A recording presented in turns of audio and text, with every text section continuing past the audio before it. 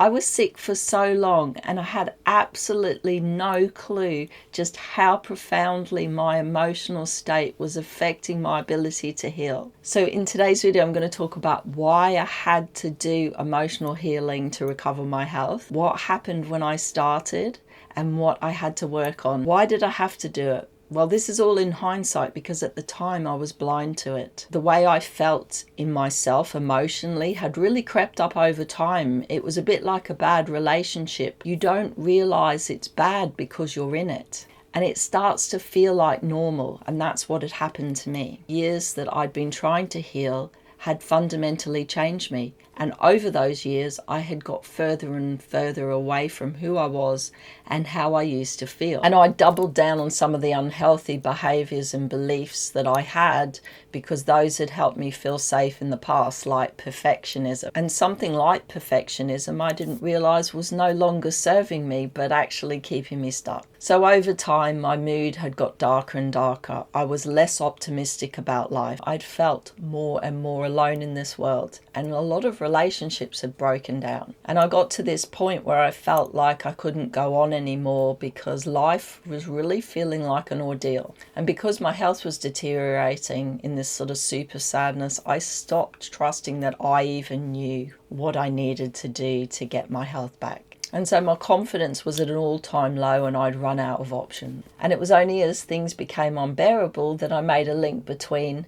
the way I felt, the way I behaved, and the path of my health condition.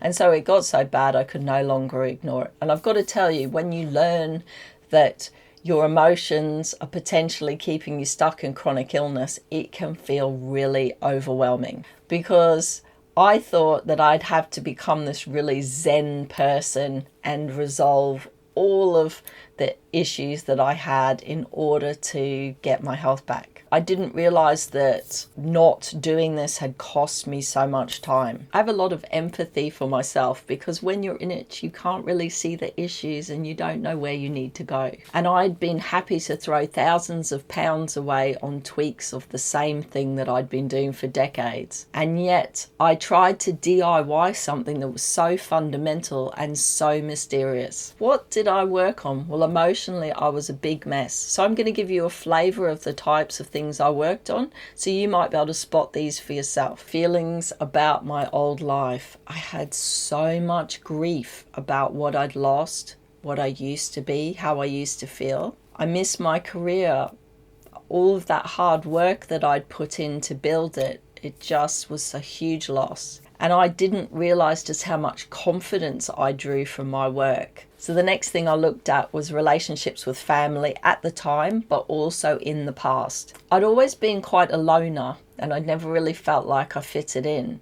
But I had no idea that some of the things that my family said to me while I was ill had affected me so much, but also how isolation over the years had caused me stress and how little my need for support and reassurance had been met by them. There were so many emotions about this that I'd been holding on to. Family relationships in the past, what those were like, how I'd felt since childhood, and how these had affected my feelings of safety and my self-confidence over the years. We've all got experiences when we're sick that have influenced the way we feel about ourselves, from feeling unheard to feeling mistreated to treatment, trauma. I'd had dental malpractice done to me, and because I had more dentistry that I needed doing, I really had to deal with that. And I hadn't realized that I'd been reliving these traumatic experiences, these emotional experiences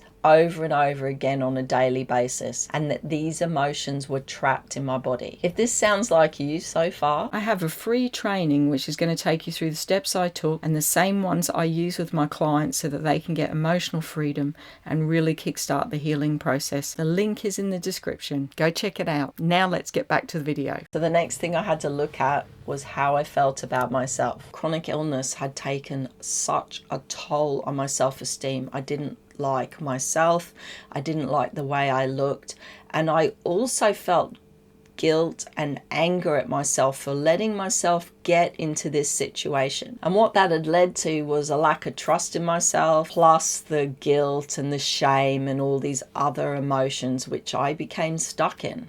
Looking in the mirror would set me up for a really bad day emotionally. So the next thing was how I felt about the future. I started off not really seeing a way out of the mess that my life had become. And I'd lost hope, and that loss of hope meant I didn't really know what to do. And as I said, I stopped trusting my own decisions, so I couldn't trust that I'd make the right one. Without resolving this, I was basically wasting my time, because this feeling that I had no hope and that I couldn't trust that I'd get myself out of it meant that I had huge amounts of anxiety. And that chronic stress that I was experiencing because of all of the emotions that I was feeling and the lack of trust and the lack of hope, this was diverting all of my energy that my body required to put into repair and supporting my immune system and my digestion. That was all being put towards fleeing the situation rather than using those precious